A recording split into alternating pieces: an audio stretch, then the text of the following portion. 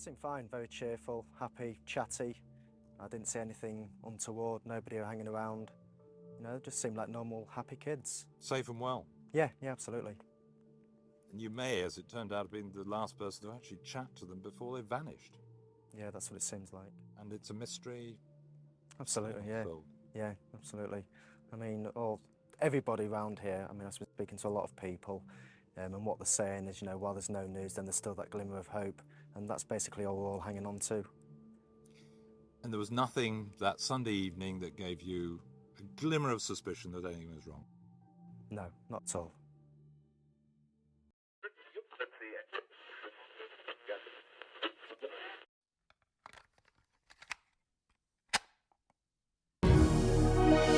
Hello, everybody, and welcome to True Crime Banter, the podcast aimed at bringing you your dose of murder relaxation. So, just sit back, relax,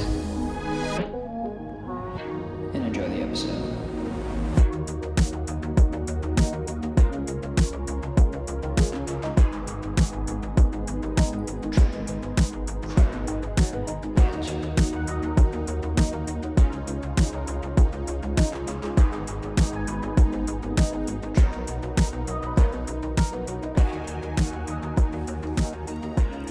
Hello, everybody, Hi.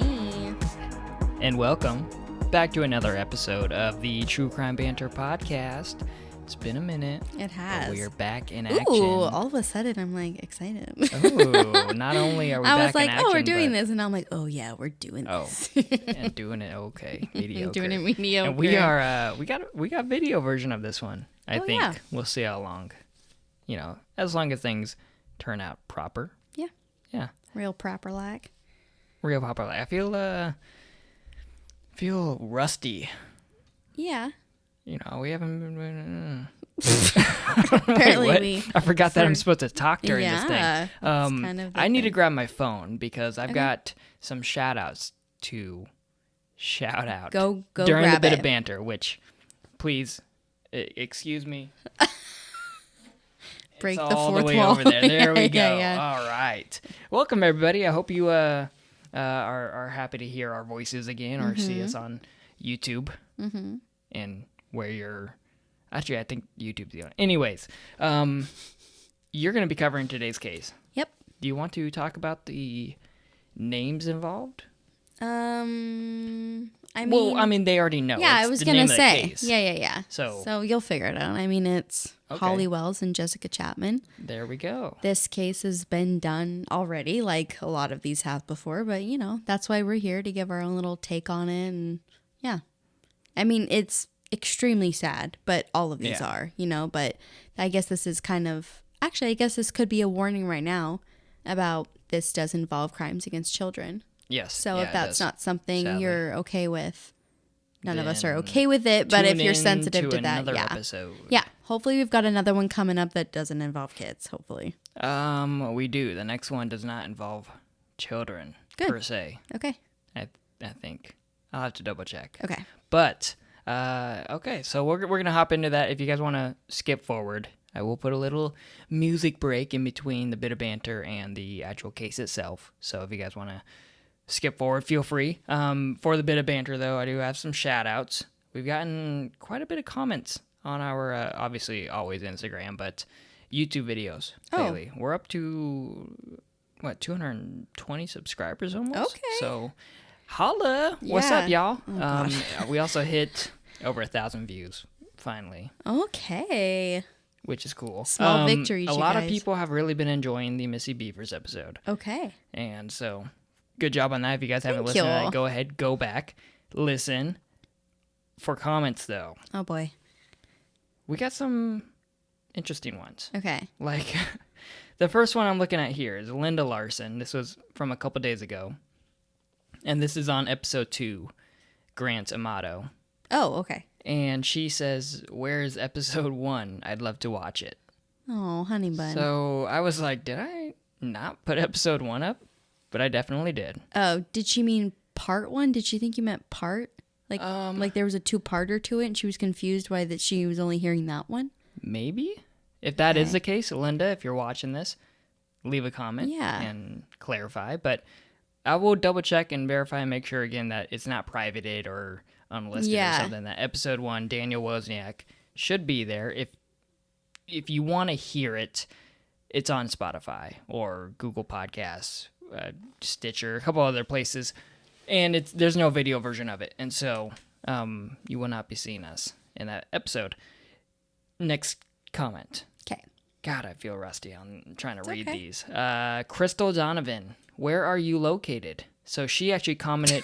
That's all they said? No, this is me asking Crystal. Oh. Just kidding. No, she commented I'm here, on Crystal. the Where Jay are you? Cook and Tanya Van Kylenborg episode, which is one that I did from the Vancouver, BC couple. Oh, the van? Yes. Yeah. Okay. And she said, where are you located? I came across you because I'm meeting with Detective Sharf next week and wanted to refresh my thoughts on the case. I'm just north of Seattle, so I'm just curious after your intro. Which, I mean, we're just south of Seattle, so welcome. I don't know if you were like trying When to be did like... they post this? This was 2 days ago. Oh, weird. Yeah. Wait, Yeah. why would they want to know where we're located? I don't know if they were trying to get in touch with us. I mean, obviously, Oh. if you do want to get in touch with us, there is a link tree where you can Yeah. email us or obviously Reach out on- Instagram. yeah. Say what's up. Yeah. And yeah. Oh my gosh, so weird. Detective Sharf? It's been a while since we've done that yes. case. So I believe he was the one that worked on that case. But So I she's would doing have her to- own podcast, maybe. Possibly. Or she's involved with the family or something. Yeah, maybe. I mean, 'Cause that Crystal, was- if you're watching this, please Yeah, what the heck? feel free. Let us know. Clarify. Actually, I'll comment back and I'll. There's been a few, I don't want to spend too long on this just because this case is long, but there's been a few people that have wanted to talk and go over stuff and look into things Yeah. and stuff, but like no one ever follows through. And so it would be kind of cool to talk to somebody and like actually do something about something. Yeah, no, I mean, there was, like you said, I remember a couple cases right when we first started this podcast there was a couple cases you talked about and people Yeah. were like, please, I want to Yeah. get this out there. So, Yeah. yeah, follow through, people. We're trying to help. Well, also too, some people think they're ready to talk about personal things and they're not quite. Like once they're confronted with somebody actually being like, yeah, let's do something about it, they're like, oh, never mind, I thought I was ready and I'm not. True, Or whatever. yeah. So no rush, but when you're ready, I'm When here. you're good and Yeah. ready, we'll be good and ready. And then the last comment is actually, you know what? I think I have two. Yeah, I've got two more comments. So Okay. the next one, Mike Wypasek, he commented on our first case together, the missing Panama hikers. Ooh, okay. And he I don't remember exactly how Is we this ended. another long one? Everyone who comments on that I know. leaves pretty It's long paragraphs and But, paragraphs. I don't remember how we ended that episode because there's a lot of theories about what went on with those Right. girls. But the way that I view the case or situation right now is kind of similar to how he perceives it. And he says, people want complex answers when the most logical seems too simple. After spending the last few days looking at a variety of videos on this story, at least 24 of them, so I get it. You know, we've been there. Yeah. You just get lost in the sauce. The accident scenario seems the most logical explanation. A very sad story regardless. I agree. Which, Yeah. there's a few cases like that where it's like, that might just be the answer. Yeah. But then And there's some things that if you're like, wait a I'm- minute. I agree. The pictures are just weird. The fact that one of Where them was they- missing, the random one was missing of the pictures is weird. There's a lot of weird stuff, but he's kind of right in a sense that sometimes you are like really searching for something that want more doesn't answers, yeah. exist. Yeah. And I do believe, that was a while ago, that her ankle bone and her foot bone was found Yep. in the hiking boot. True. So Yeah. we do know, because it was linked to DNA and stuff, that she has passed. And I mean, she was obviously wearing her shoes at the time. And so we do know that they are dead. Or at least she Well, is. yeah, You can yeah. assume the other one is too. Yeah, especially with the kind number of of thing. bones that was. So there's not really a mystery to that part of where they're like off somewhere living in the woods or, you know, something, you know. But yeah, he's probably right. I think that's a general consensus. Yeah. So this last comment, going back to the first comment of the gal that was possibly doing her own podcast or just Yeah. maybe her own research in general. This person, Gumshoe Stories, This was commented 2 weeks ago on our Missy Beavers case. Okay. And I'm not going to read it all here, but he said one thing to understand on the additional video footage is that there was only 4 cameras situated in pairs in 2 opposite corners of the church. And they were only activated via motion. So they weren't always recording. I was like, okay, well, good to know, you know. I clicked on his channel, and he only pretty much has videos regarding this Missy Beavers case. Oh, shoot. And he's got, okay. like, video that he took going to the different locations. And, Oh. yeah, so Gumshoe Stories. Whoa, I'll have to check that out. It's kind of eerie. 'Cause Yeah. you're like, whoa, like, this is Creepy. real, so. Does it say any, like, in it? Did you watch any of them? Or did you I just did, see and it? a lot of them are just... Is he from there? Is that why he did He's it? got to be, right? Yeah. Because... I mean, like- unless he flew out. I don't know. Yeah, Some people I have want to money. say one of the videos was like parked where the Ultima would Yeah. have been parked in the. Guess my business grandma parking lives lot. in that town, so I'm like, I could just ask her to go Is and your take grandma pictures. Gumshoe Stories? Okay, just go. Oh, okay. Just All keep right. going. And then that's it. Wow. So that's all I have I for like it. comments. I'll take it. For a bit of banter to end it, Yes. I will be saying I'm going to let people know that this is the second to last episode of season 1. Forever. What does that mean? Well, that means We're you're looking at me retiring. like, what? Okay, Just let's keep get going. with it. Here we go. That means that season 1, it's been almost 1 year since we started this podcast. And by we, It's a long season, me. you guys. yeah, I mean, I wish TV shows were 1 year long. I you know? agree. And the next episode, I will be ending it, and it might be a 2-parter, might be just a long 1-parter. We'll see how things turn out. It's going to be a good one and local, but also national, and we'll see how things turn out. If But you've been paying attention where we're from, you might be able to guess. maybe, I mean, yeah. And then also, if we do make it a 2-parter, if you guys have comments or questions about like us or just random things you want to ask us, we do like a little Q&A thing. Like follow us on Instagram or leave a question on YouTube, whatever, and maybe we'll do like a small section of that in one of the videos. Yeah. So stay tuned for that. That'll be probably in 2 weeks. So I don't think you're going to get an episode next week, but the week of Halloween. Yeah, don't hold us to anything. Please. Yeah, just go with it, guys. Okay. So yeah, that's all I have for the bit of banter. All right. All right, I so like let's it. go ahead and get right into the story of Holly Wells and Jessica Chapman. Let's do it.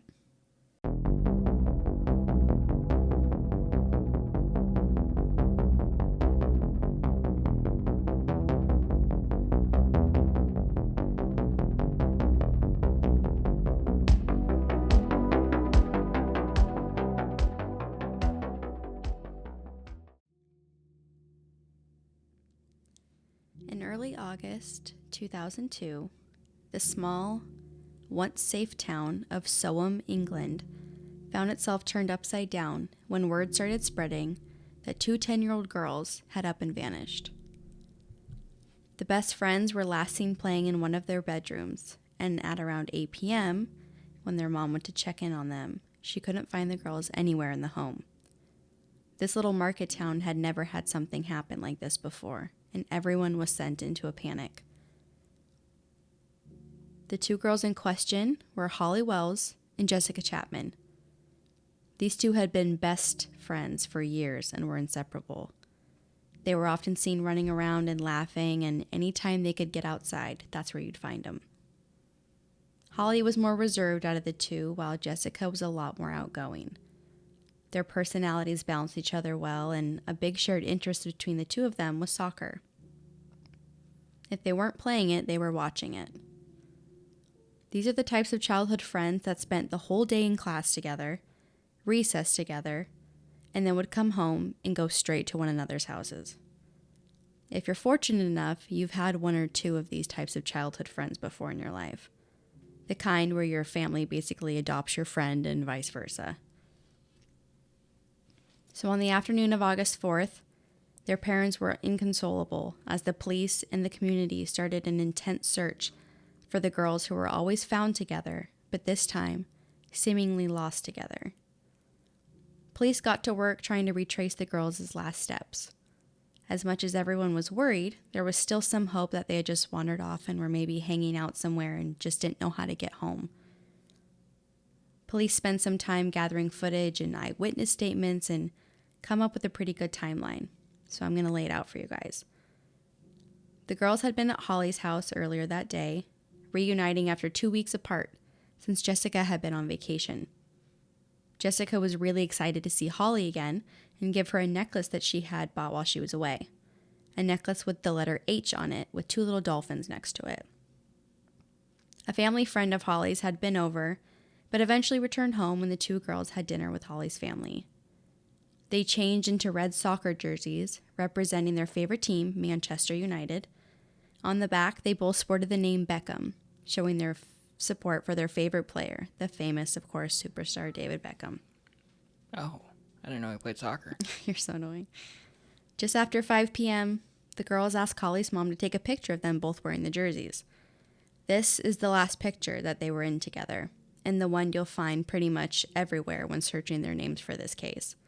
Yeah, I've got, people can't see me. I've got the picture pulled up on this iPad in front of me, and like, it's hard for me not to just be staring at this while we're going over this case, because it's like your typical and for those 10-year-old friends. You know, and for those that maybe if you're driving or something you can't look it up or whatever, if you're doing something, Jessica Chapman, when you look it up, she'll be the girl on the right. She's got, shoulder length brown hair, super cute. And then Holly Wells is going to be on the left with a little bit longer blonde hair. So they're kind of that cute, like little opposites kind of. Yeah. Yeah, and they would be our age. Yep. Right now. I know, isn't that weird? That was another thing I kept thinking of during this. The picture that we were just talking about shows the 2 girls standing close, beaming big smiles as they wear their favorite team's jersey. They headed upstairs after dinner to play on the computer, but eventually grew bored. For reasons nobody can figure out, the girls left the house without letting anyone know that they were leaving or where they were going. CC footage outside a nearby parking garage captures the girls walking together shortly after 6 p.m. Based on the direction they were headed, police and the families think that they were going to the local shops to buy candy, something that they regularly did. They were then seen on camera headed down a path that led to the local college. Witnesses placed the 2 girls in some neighboring roads near Holly's home, walking towards the college. It's around 8 p.m. when the girls are discovered not playing in Holly's room, and the 2 families search the surrounding areas, thinking they were probably just nearby, until about 10 p.m., when they finally decided that they needed much more help, and they informed the authorities. Thankfully, the police took the search very seriously from the beginning. I mean, I don't think I really need to point out the obvious, but far too often we hear about, they're probably just ran away or whatever. But I think when there's children involved, not always, people tend to be like, well, they can't drive. They don't have any money to take a bus. Where would they go? One of the things, something happened. Doing a little bit of research myself, I was just like, you don't hear a lot about missing children nowadays, I feel like, which is good. Yeah. But when you do, it seems like even nowadays they still take it pretty serious because there's not a lot of reason that a child would be missing. Yeah, and also, too, I mean, I think people have spent a lot of years trying to right the wrongs that happened before because so many bad things have happened because people didn't just err on the side of caution, take it serious, and then decide. And I've heard that so much, and I'm sure you have too on all these podcasts, that the frustration behind, like, why not just take it serious and then find out that it's not as bad versus vice versa. Yeah. Yeah, and I mean, sidetrack, you often hear, well, it's because budget constraints or, you know, it didn't seem like a big deal. Yeah. But it's like, no. And so figure it out. Yeah, nowadays it's good to hear even 20 years ago they were Also, it's the UK. They're way better than us anyway. True. On a televised press conference, a policeman said, "This is extremely out of character. They haven't been missing before. These are very bright young girls." The search party set up base camp at the girls' elementary school, and before they knew it, 3 police forces had gotten involved, and the search parties grew by the dozens. Every day, people from far away traveled to help look for the girls, using that last famous soccer jersey photo to help keep their image alive. Everywhere you looked, posters and flyers covered the area for miles. For days and days, people showed up in the rain, even searching in the dark, doing anything they could do to help find them. As time went on, although nobody said it, police couldn't help but feel that the girls had met with harm and weren't just hiding out somewhere. The community was baffled because everyone knew everyone here.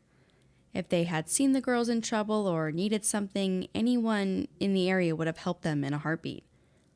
The going theories were either stranger abduction or some terrible accident and they just hadn't been found yet. Both the girls' parents appeared on TV doing a press conference. With tears in their eyes and cracking voices, the moms and dads begged for anyone to come forward if they knew anything or saw something. They were both also adamant that both the girls were taught about stranger danger. They had no doubts that the girls would have ran away from anyone trying to harm them, or at least knew better than to go with anyone they didn't know. Even the girls' school teacher said they spoke about stranger danger very often in the classroom, and the girls would have known better. With the town being so small and the girls being very smart and aware of safety measures, police started leaning on the theory that perhaps they were approached by someone they knew. Of course, nobody wanted to think like that, but this is where the evidence was leading them. With the parents and the community growing more desperate each day, the reward for the girls' return grew to 1 million pounds, just over 1.1 million US dollars, back in 2002. Yeah. As the next phase in the investigation, police started the process of rounding up the local sex offenders and even going as far as questioning another 260 offenders from just the UK in general. This unfortunately led nowhere. As word spread across the country, the girls' favorite player, David Beckham, made a televised plea for their safe return.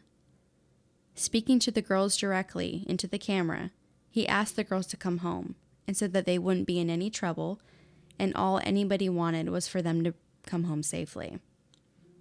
Yeah, one of the things that's kind of, it didn't really hit me till now, but the fact that they're wearing his jersey and they're both, matching in that sense, it kind of plays into the fact that it would be more noticeable, I think, for somebody to remember seeing them somewhere. It'd be a lot more easy or recognizable rather than just two random 10-year-old girls, looking like 10-year-old girls. It's right. In bright red David Beckham jerseys. And so I think the fact that even, granted, like you said, it kind of news of this spread like wildfire, but the fact that he's able to get out there and people who maybe weren't taking it as seriously, I mean, he's like an icon over there. Yeah. So his ability to get people more involved and be a part of it, I don't think a lot of, especially for like local stuff. Yeah.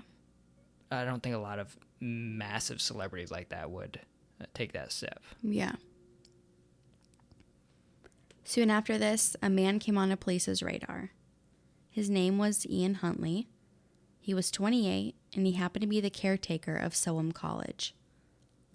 After police released that before-mentioned CC footage of the girls walking towards the shops for candy, police were asked to come forward if they remember seeing the girls that day, and Ian told them that he did see them and that they were headed towards the library.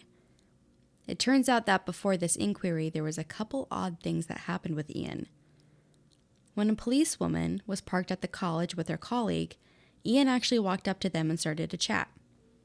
This policewoman, in her interview, said people usually ask her stuff about the vehicle, like what do all the buttons do and how fast can your car go and blah, blah, blah. People are with that kind of stuff.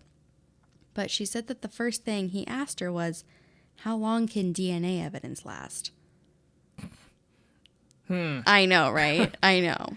Just a random question. She said she was very thrown off by this, but, police are trained to keep things cool. Yeah. And they're like, they just take note with a stoic face. They don't want to give anything away. This same policewoman returned to the college since the girls were last sighted nearby, where Ian was, he was over there. And Ian was there again. She said she asked him if she could go in, and he said the school was locked and wasn't sure when it would be unlocked. even though he had the keys and he was the caretaker and could unlock it. He Well, you then, just never know. out of nowhere, just offered up this information that the former caretaker of the grounds left under, quote, dubious circumstances, end quote, and that he still had the old set of keys to the school when he left, and that he probably has been coming and going and doing questionable things on the property, and that we just haven't seen him or know about it. Okay. And so she logs this away as another weird fucking thing with Sounds Ian. like we've got a lead. Yes. This policewoman reported this to her supervisor, and he told her, well, if you think he's someone to look at, then call the hotline. So this is kind of where when I was looking this up, I guess in my mind, I thought this was a straightforward thing where the police are kind of all connected. It's a small town. So like, if you thought something was weird and you're on the police force, would you not just like go to the person who's in charge of this and be like, hey, this guy's weird? Yeah. But I guess kind of what I'm gathering, and also a little bit of just kind of common sense, is that there was probably a whole separate entity working on this, and that the police force, there was probably some people not quite as involved. Yeah, like maybe they out didn't doing have the searches, manpower stuff like for that. it. And there's people that are working actually on like interviewing people and stuff like Dedicated that. just Yeah. for this case. So instead of like they probably have a whole hotline dedicated just about like weird people they've seen or stuff like that. And so instead of like going to somebody, they probably just filter everything. And so anyway, I couldn't really figure it out, but that's just my guess on that, I guess. I don't fucking know. It was very also just general. Maybe she was training or something. It was her, I don't know. And she wasn't high up enough to go talk to someone right away. I don't know. Yeah. So that's the first thing she said that she did. She got home that night and she called the hotline and was like, yeah, this guy's fucking weird. I've had 2 weird things happen with him. She also said in this documentary I watched that his eyes were really weird, which we've heard that numerous amounts you of can just times. see Yeah. that. She said they were sunken and dark and there was nothing there. I'll tell you what. Side note: have you ever come across somebody, or how often do you come across? Because you deal with a lot of people throughout the day. Yeah. How often do you come across someone that you're like, you give me the heebie-jeebies? At least once a week. Yeah. But I think because, I'm in a coffee stand or whatever, I feel a little bit safer. I'm like locked up in there, See, But I do, and I think I've mentioned this before, like especially females will get what I'm saying when you meet a man and there's nothing Bad there behind the intentions, yeah. eyes. And it's almost like they're talking to you like you're not a person, and they're kind of looking at you like you're not a human. It's very much like ooh, you're a thing. And it's very creepy. Thankfully, I don't get it a lot. But yeah, so now that makes me wonder because very much like murdery vibes for sure. I get that on occasion with some people I deal with, maybe like once a month. Okay. And as a guy, it's not often where I'm like, you've got bad intentions, Right. but Like I wouldn't want to be alone with him or something. Yeah, in there's like a something car. in some of these people's eyes where you're like, you're in a whole different space Yeah. right now. It feels like. Yeah. But then it makes me think of Dexter, except Dexter's a whole lot better at being animated. Yeah, And yeah, there's, yeah. Like there's no emotion. There's no like when you smile. There's no like a Yeah. smile with your eyes type thing. Yeah, It's yeah. just like all. Yeah. Yep. It's Yeah. so. Yeah, that's this dude. Yeah.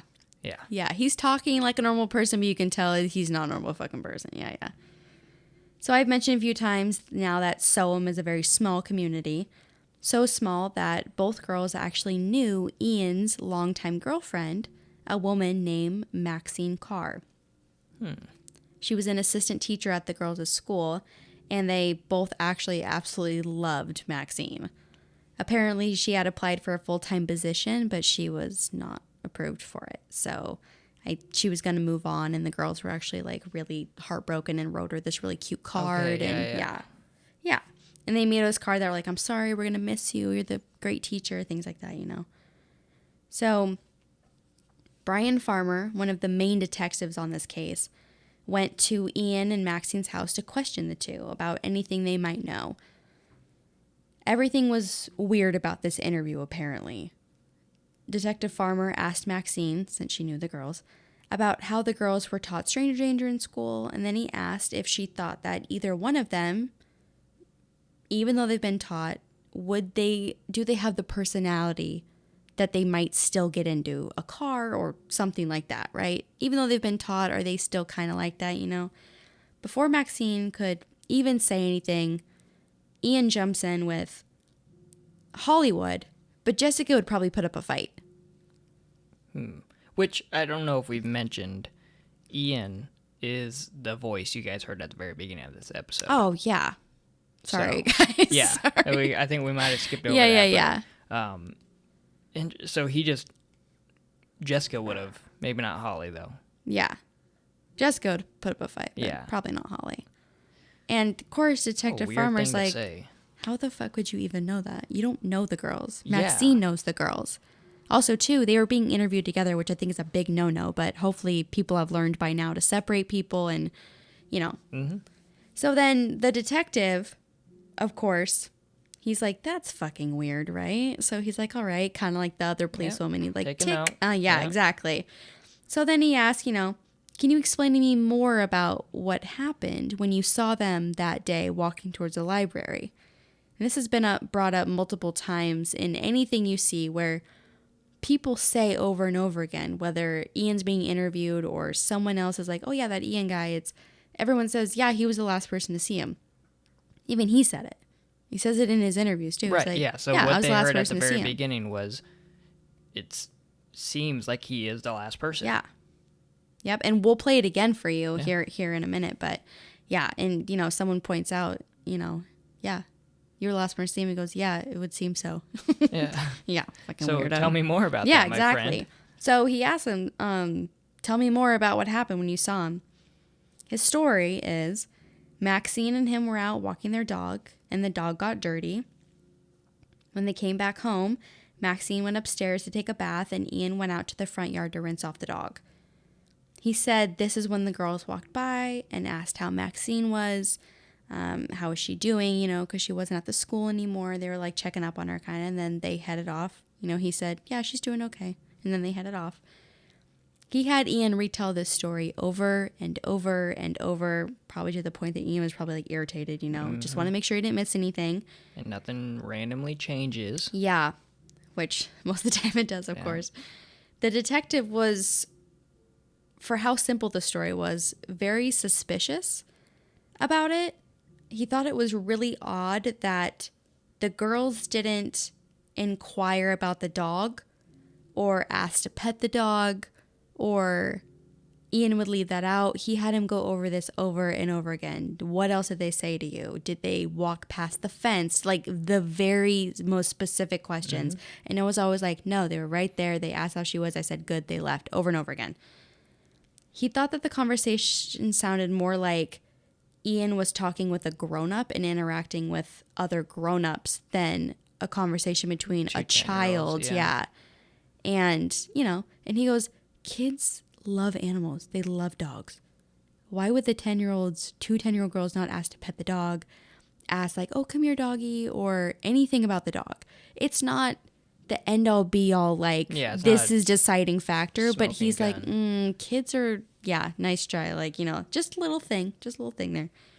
During this time that the girls were missing, Ian Huntley was doing interview after interview with the media.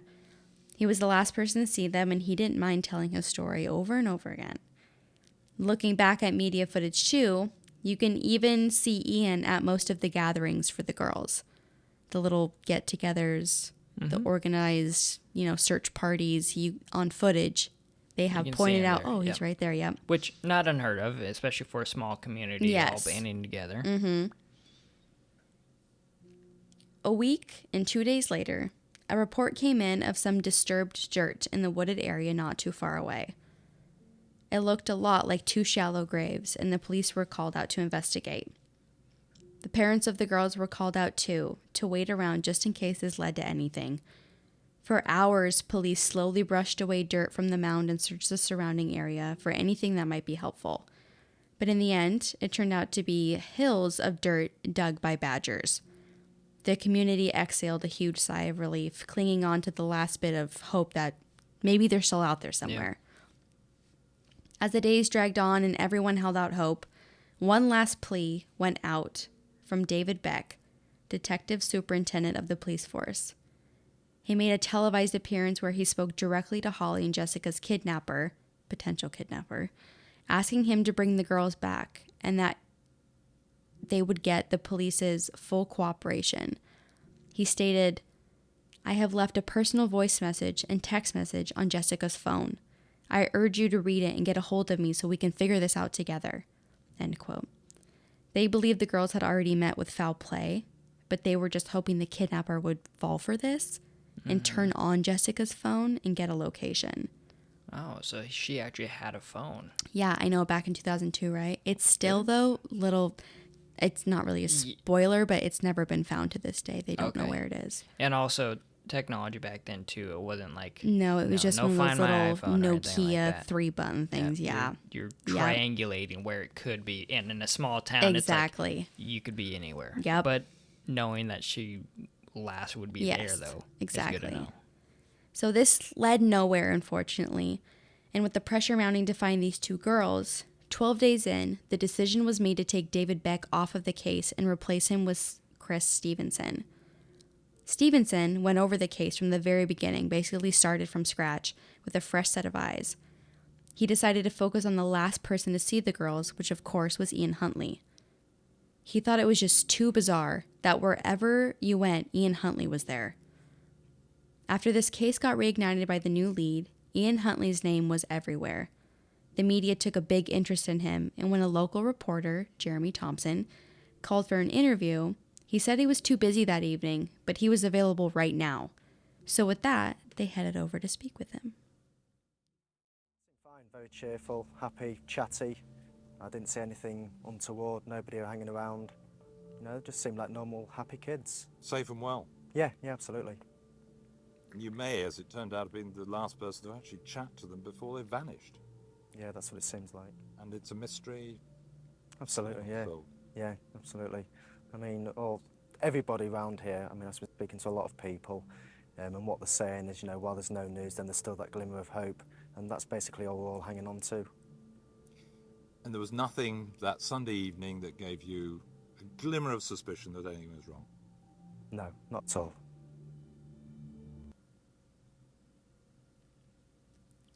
Huntley wasn't the only one giving interviews. Maxine Carr, his girlfriend, also had a few words to share about the girls that she knew in school. Oh. So we'd already got the Ian Huntley interview, and then I went back to my live position on the high street, going straight in interview live with Maxine Carr. You knew the girls. What were they like? Tell us a bit about them. Lovely, really bubbly girls. They're ever so funny, they're brilliant, they're kind to everybody. They wouldn't say a bad word about anybody. And they love their families and everything, which is why nobody believes that they would ever run away. They was very close to all their family. Tell us something about this card you're holding. This is something I'll probably keep for the rest of my life, I think. It's what Holly gave me on the last day of term. She was very, very upset because I didn't get my job. And she just gave me this with a poem on the inside saying to a special teaching assistant, really. And we'll miss her a lot and we'll see her in the future. And that's the kind of girl she was. Did you catch that at the end? Well, that's the card that you mentioned that they wrote when she didn't get the job. Is that Yes. right? Okay. But And yes, I Yes. caught it. I know of it, but I wonder if Yeah. our listeners caught yes. it. So Jeremy Thompson, the reporter, he was like the big star of this little town, right? He was like the reporter. There's so much footage of him. He's been in so many documentaries about this thing. And yeah, he had said when interviewed that he thought it was a very normal interview. And as they're walking away, his production team said, "Isn't that weird that she said that's the kind of girl Holly was and not is?" Mm-hmm. And he goes, "I didn't even catch that." And then he goes, "Then I got the weirdest feeling after that. Like, what are the chances that she said that and she happens to be dating the guy that last saw the girl?" And he's like, "This Yeah. is just fucking weird." Yeah, and of course, all these people that have had weird individual interactions have not talked. So there's all these like weird, like, well, who knows? Versus like if anybody even just mentioned to someone else that there might have been this little like, yeah, he did do something weird kind of thing, and it kind of sparks this. Okay. It's just a bunch of like small little weird things that people aren't thinking much of because they're probably so focused on finding them. They're not thinking somebody did something. They're thinking, where are they? Let's go get them. Right. At this point, at least. At this point. You're talking about in the community. Yeah. Okay. So he now, the reporter, is like, yeah, that's kind of fucking weird. And he's Yeah. now talked to 2 people that happen to be in a relationship. The last Yeah, one's a little- person yeah. to see them, and then somebody just referred to them in past tense and they're dating. It's just weird. The thing is, even like listening back to that interview, the slang that sometimes, I guess, people in the UK use, or even Yeah. around here. I agree. Like, they was talking to someone over here. Yeah. Like, you can use a past tense verb, adverb, whatever it is, and not mean it to be past tense. Right. But the way, I mean, you don't really end a sentence in With like was, that. exactly. And you don't want to So- read too far into it, But you know. it does highlight that the way she said it there wasn't very slangish. It was Yeah. very much Exactly. It wasn't used in the middle of something or yeah. whatever. Yeah. yeah. And so I mean, imagine. I'm gonna let you continue, but Yeah. good on the production assistant to Right. pick up on that. Yeah. So behind the scenes, police were actually narrowing in on Ian and Maxine. They were almost 100% sure that Ian knew something and pretty sure Maxine might have known something. There wasn't enough proof or anything at the time, just weird interviews and body language and stuff. At this time, police called in phone experts to examine the records of Jessica's cell phone, which once again has never been recovered, just based off of the reports they get from the phone company. When pulling records, they saw that her phone last pinged off of a tower in Burwell, a neighboring town. Oh, Parts of Sowam, where they lived, used only a few main towers.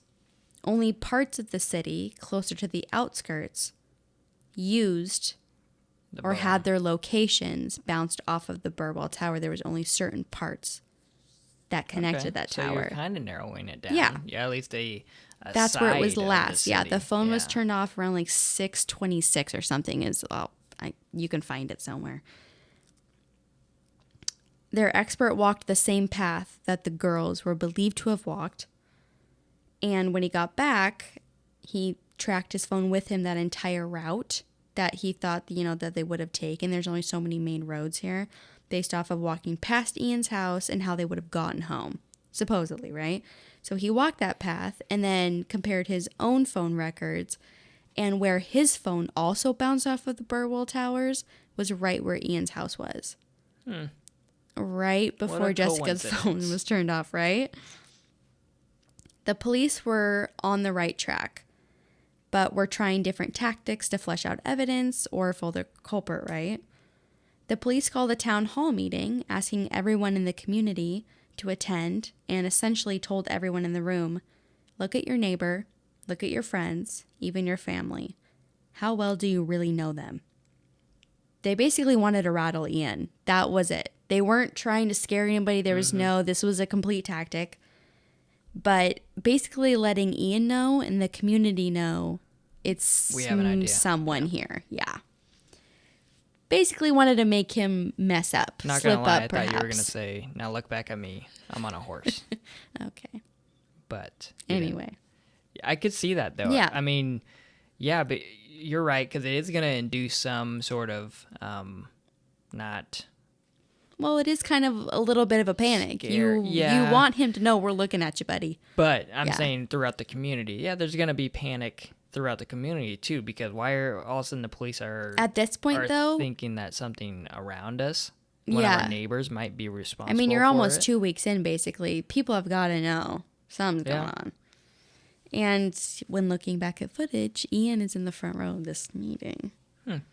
Shocker. And he's probably shitting bricks. Yeah, I hope so.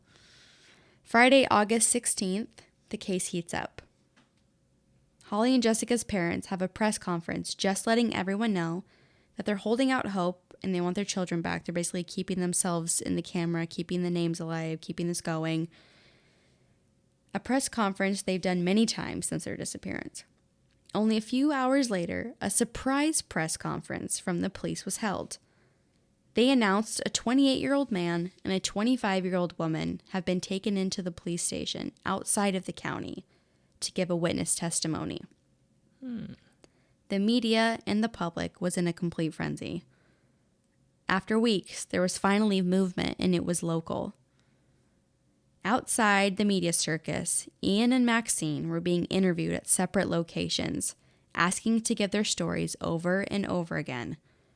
In Ian's recorded interview, he states the same thing that we've been over. He was outside watching the dog, the girl stopped by, asked about Maxine, and kept on walking. The interviewer asked questions like, did anything else happen? Are you sure? Did they step inside the house? Did they come into the garden? Did you come into any physical contact with them? Ian appears calm and collected for most of this, until he's asked to describe Holly. Something shifts in his face, and he looks off and is almost somewhere else completely. After some silence, he says, blonde. More silence. Thin. He then goes completely silent for more than a minute, which is a really long time in a quiet room with nobody talking. He then puts his head in his hands. Another quiet minute goes by, and he takes a big, deep breath. He shoots his head up, and he says, I can't remember anything else, as if wanting to end the interview on his own terms. He didn't want to describe how she wouldn't fight back. No, he didn't want to do Not anything. this time. Across the way, Maxine appeared calm and bubbly, actually, as she spoke about the day that the girl stopped by before disappearing. She told the interview all about the meal that they had in the day and the chores that she did around the house. Nothing really came of this interview. During their simultaneous questionings, the police were searching their home at the exact same time for anything useful. Later that night, the two were released and went to stay at a hotel for the evening. Despite their outward confidence, their story was falling apart. Around the time they're heading home and trying to get their lives back on track, the police department gets a call from a woman who lived 100 miles away. She said she knew Maxine and had heard her alibi for the night that the girls came by and had proof that her story was complete bullshit. Oh. She said she had a party at a pub 110 miles away, and Maxine ended up crashing her party. She was 110% sure the date and the time and even had picture proof. She sent the pictures right over and the police got to work. Sure enough, a couple slides in, you see Maxine, all cheesy, definitely drunk, leaned up against a friend in a big group photo shot. Oh, just dated penned and in the timed pub. and everything, the same time that she was supposed to be home, she's out of town. Police instantly knew Ian had killed the girls. got him. Many detectives at this point during this documentary watch were like, it wasn't Finally. until the pictures that proved that Maxine wasn't there. It wasn't like, oh, I found like blood or something or caught him in a lie. It was catching her in a lie. That's how they knew he was lying. Yeah, so they were like, they said it wasn't even like a gotcha. It was like this super sad, like the girls are gone Yeah. kind of thing. Yeah. And I won't go too far into it because, I mean, I don't want to make this like even longer than it is, but I also kind of want to like give the appropriate amount of like, I guess, attention to this too, because anywhere you look at this case, it's really, really, really long. And this episode is probably going to be longer than some of our other ones. Hopefully not by too much, but it is very complex. You have not just one person, but you have the girlfriend's background. And then, you know what I mean? You have two victims, like that kind of thing. And something with Ian is that he had a lot of charges before this that nobody knew about because he kind of fell through the cracks. So, like I said, I don't want to go too far into it, but he had a lot of like sexual assaults with girlfriends, and it's very, very, very long. He did like a very little amount of time. We've heard this before. Yeah. Kind of thing. And he basically moved to Soham and like basically started all over and nobody knew anything about him. Did he have a different name before? No, he just moved. He didn't even live that far away. But he basically think that the police though would be like, this guy's suspicious, so let's look into him. he didn't have anything on his record. That's what I'm saying. He was never like charged. He didn't do any time. But he was like I guess you could say he was accused of a lot of stuff, but like a lot of victims, they don't want to go through the process. They're embarrassed. They don't think they're going to be believed, whatever. Or they were dating him at the time and they thought, well, how can you get in trouble? You're dating him. It's consensual. Like, you know. Also, keep in mind, this is like the 90s when this happened. Not only that, but even nowadays where it's like, accusations are only accusations, that there's bitterness between the two. There might be a reason. Yeah. I think that the people who are accusing him of being a piece of shit are probably not lying. Right. Not with this guy. No, exactly. But of course they don't know any of this, so of course, they're not looking. Now, granted, if you are, an ex of his, maybe you might feel obligated to call up that hotline. Right. But again, that's not going to necessarily direct anyone, to charging him with anything. So. And before he moves to Soham, he ends up meeting Maxine when she's pretty young in a bar. And they basically start dating, and she basically gets brainwashed. And that's how they end up moving to this new town, posed as this couple that's starting over and is like a cute new couple in town, like that kind of thing. So nobody really pays attention. They're just a quiet couple, and then here we are. Yeah. So when the couple's getting interviewed, or after they're done getting interviewed and they go to the hotel, and they're searching the home during this time, the police were also searching the college where Ian worked, which obviously should have been done a while ago. In one of the rooms, they found 2 burned Manchester United shirts. The room that they were found in was a place that Ian said he did not have access to. Police worked to put their evidence together, and the following day, the pair are finally arrested. For hours after their arrest, police spread out and searched new areas of interest. Their main goal is to find the girls' bodies. Shortly after, a discovery was made and confirmed. The girls' remains were found in a field not too far away, hidden by some brush. The mood in Soham changed immediately, from warm and welcoming to somber and gray and suspicious. The townspeople were in mourning and exhausted after searching and holding out hope for what I'm sure seemed like much longer than the 2 weeks it actually was. The town wanted to grieve quietly and asked the media to please leave, which they did respectfully. Police started their forensic examination of the crime scene, with the community held a vigil, and the people of Soham and all over come to pay their respects. At the scene, forensic ecologists discovered many disturbances in the areas that the girls were found. Holly's hair was discovered on a branch much taller than her, suggesting she was carried in, most likely on Ian's shoulder. There was also about 7 feet of burned trees above the area, showing that the girls had an attempt at being burned, explaining why their jerseys were found earlier with burn marks on them. Mm-hmm. They also suspected an accelerant was used for flames to reach that high. Meanwhile, Ian Huntley is not cooperating with police, and he refuses to speak. He is even trying to act crazy to get his charges reduced or thrown out. Not the first time we've seen this. No. While he is sent off to be evaluated, Maxine Carr is told that direct evidence has led them to Ian being involved. She has a full-on breakdown and is charged with perverting justice. I'm guessing due to her fake alibi. She sticks by Ian for the meantime. I'm going to kind of, just because this is a long one, like I said again, I'm not going to spend too long on the court proceedings. It's pretty typical. And also this whole podcast isn't about like courtroom stuff, this really is more about the victims and stuff. Ian Huntley was eventually deemed fit to stand trial, and him and Maxine both entered pleas of not guilty. On the stand, Ian finally decided to tell his story, the truth apparently, according to Ian. He states that one of the girls had a nosebleed, so he took them inside and wanted to help clean her up. Holly fell into the bathroom somehow, fell into the actual bathtub, and died, apparently instantly, according to him. Apparently. Then Jessica started screaming, and when he tried to cover her mouth, he accidentally suffocated her. Nobody, of course, believes any of this. And all throughout his trial, Ian had maintained a very calm demeanor, answering questions quietly and slowly.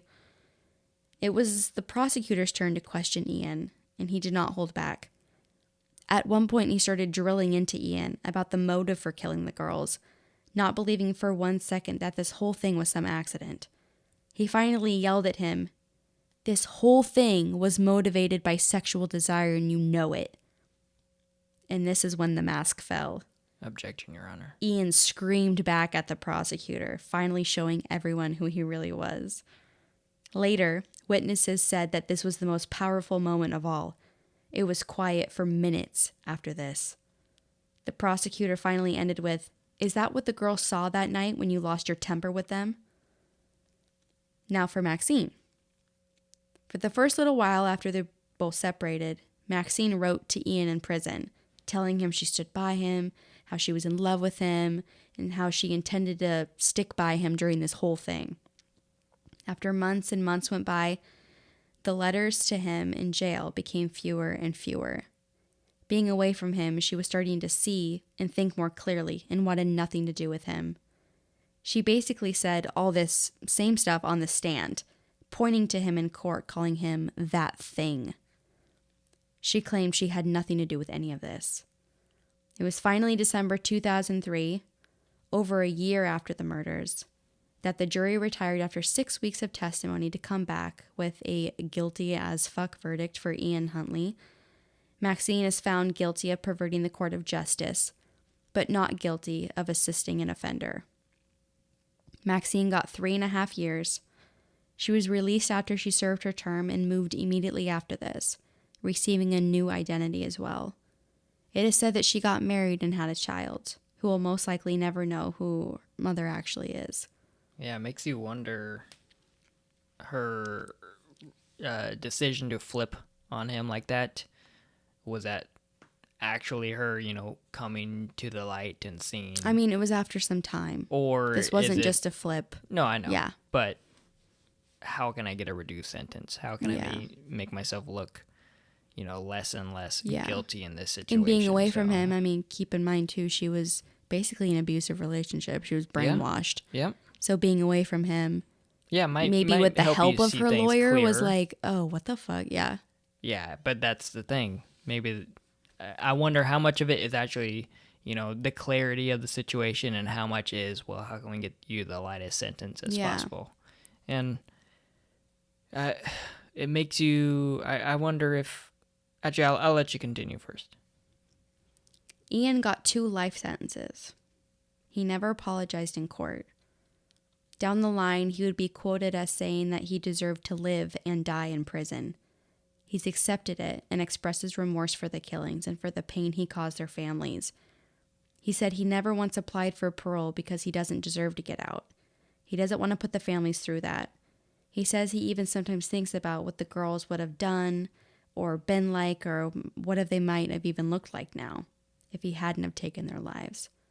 And they would have been 30. Well, taken Jessica's life by accident. Yeah. So what I was going to say is I wonder if the girls would have gone and, how did he get them into their house, his house, in this amount of time, not amount of time, but how did he get them to come into the house and be comfortable with going into his house? Like they don't know him. But they know Maxine. Yeah. And so that's why I'm saying it seems like she played more of a role in knowing what was going to happen to these girls than, I just, I'll create an alibi for why he didn't do it. Right. Because that's what it But she wasn't like. home. Yeah. And so that's where I wonder what It's believed that he lured them in saying Maxine was home. This is all obviously theoretical because he has not confessed to anything and said what happened. Well, yeah. But well, he what has happened to said him is it that was she an got a bloody accident. nose. Yeah. Thank God he was there to help. And he let her in or whatever. But yeah, I mean, Maxine was the gateway, obviously. It's also said, theorized, I should say, that Maxine knew about this. There were phone records showing that he had called her that same night. They don't know what they talked about, but I think people believe that Maxine knows more than she's saying. And a running theory, is that she gave him an alibi and basically said, like, don't say anything because I could lose my job working with children. Which I don't know if I'm really I don't really know, because you wouldn't, if he told the police what he did, she wouldn't just not be able to work with kids. She would be fired, and I mean, she wouldn't be able to do anything. No, and I think I'm caught up on her in this case right now, like I wasn't before. But I'm just the idea of her needing to be separated from him to see the clarity of the situation. If you're brainwashed, did you guys move to this town with under the impression that I'm probably gonna do something to underage children, or what? There's no brainwashing when, hey, I killed these 2 girls on accident. Yeah. There's no, I don't think there's, I mean, there could be, I suppose there could be, yes. What kind of brainwashing would, I mean, I don't know if it's Stockholm Syndrome. Maybe, and yeah, I guess so. I mean, that would be the only way I could see it, where she wants to protect him. You are my savior, pretty much. Yeah, and if you did something bad, I'll help protect you. Yeah. If she could be the thing that keeps him out of trouble. And see, that's where now situations where if they have a conversation that night and she's afraid of you're using that as your excuse. Now it's not. I wanted to protect him. It's I want to protect myself and my job. So there's obviously, we'll never know now. I know. And how weird is it to think that she could be around here somewhere too? Well, I mean, maybe. I don't know if she's still in the UK I don't or even not. know. But Yeah, I don't know what she. I mean, I know what she looks like. Yeah, I was gonna say she's got a pretty distinct face. Yeah. Yeah, but weird. Isn't it weird they would have been 30 right now? Yeah, they'd be... I mean, it's even weirder looking at the picture, so if you guys aren't driving, or if you are, pull over and check it out. Or they're super cute. Yeah, that picture... I mean, even if they weren't, super cute, it would still be sad, obviously, but it's just a really cute, innocent best friends photo. That's the last thing. It's a picture that you would see people day post they on, died. Throwback Isn't that Thursday weird? Nowadays. Yeah, it's not just I think see, rarely... So that was a thing that... I know the case, but when I went back in looking into it, I was like, because you said, the 2 girls, in red soccer jerseys. Yeah. I'm like, okay, that kind of sounds familiar. Yeah. Let me look this up. I didn't realize that literally that was hours before that when that photo was taken. Which they is didn't really choose, rare. Yeah, they didn't choose to take a very photo and put it out there, be like, this is the best photo that we have of the 2 of them together. It's like, no, this was what they looked like the last time they were seen together. Yeah. Yeah. Yeah. I know, right? Sad. I know. So yeah, that is the case of Holly Wells and Jessica Chapman. Well, thank you. Yeah. Thank you for bringing that to the light, as we always say around here. Yeah. Feels Still weird to say thank you, but yes. We'll keep saying it. Yeah. Yeah, if you guys, I don't know if you guys have any theories or, thoughts on the situation, the case, if you remember the first time you heard this, and, if we brought any new info to your guys' thoughts, let us know. Again, just to end this real quick, feel free to leave some comments, follow us, subscribe. Please. Any questions you have for a little Q&A video, if you want to make some, let us know. And I think that's really about it. Yeah. So, like I said, probably no episode next week, but a nice little season finale the week after that. Yeah. Yeah, we'll see. All right, well, thank you for listening. Yeah. This has been the True Crime Banter podcast, and we will talk to you next time. Adios.